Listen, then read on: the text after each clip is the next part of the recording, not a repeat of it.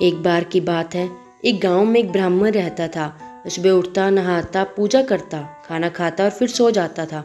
उसके पास किसी भी चीज़ की कमी नहीं थी। एक बड़ा खेत, खाना पकाकर देने वाली सुंदर सी पत्नी और 2 बच्चों का अच्छा परिवार था। सब कुछ होने के बाद भी ब्राह्मण के घर वाले एक बात से बहुत परेशान थे। वह बात यह थी कि ब्राह्मण बहुत आलसी था। वह कोई भी काम खुद नहीं करता था और दिन भर सोता रहता था। एक दिन बच्चों का शोर सुनकर ब्राह्मण जाग गया और उसने देखा कि उसके दरवाजे पर एक साधु महाराज आए हैं। ब्राह्मण और उसकी पत्नी ने साधु महाराज का स्वागत किया और उन्हें भोजन कराया। भोजन के बाद ब्राह्मण ने साधु की खूब सेवा की। साधु महाराज उनकी सेवा से बहुत प्रसन्न हुए और उन्हें वरदान मांगने को कहा।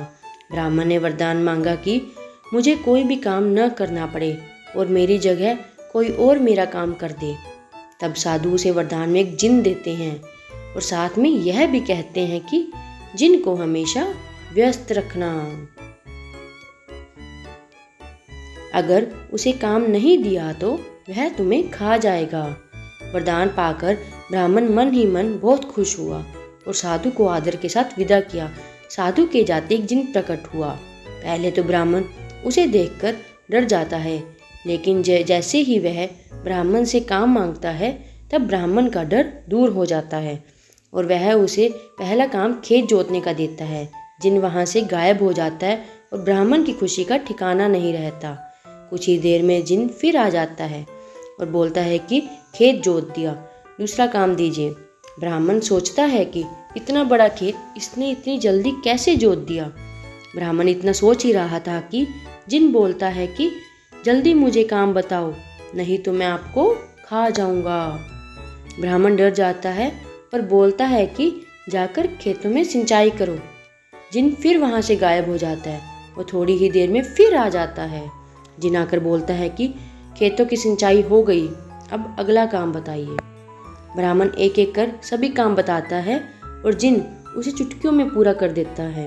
ब्राह्मण की पत्नी यह सब देख रही थी और अपने पति के आलसीपन पर चिंता करने लगी। शाम होने के पहले ही जिन सभी काम कर देता।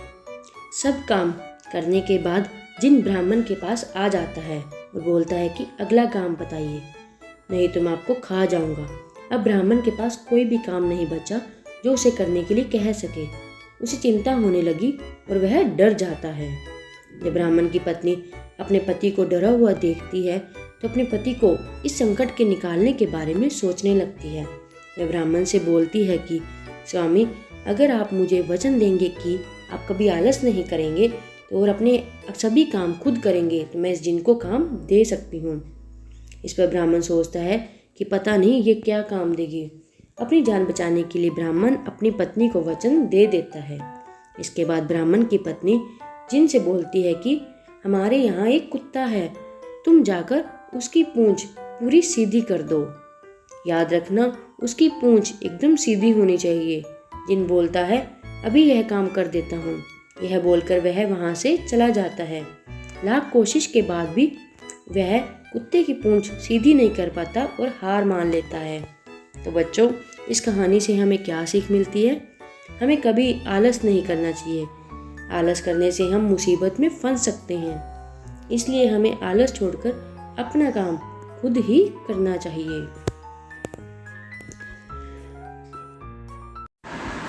Thanks for watching. Like, share and subscribe.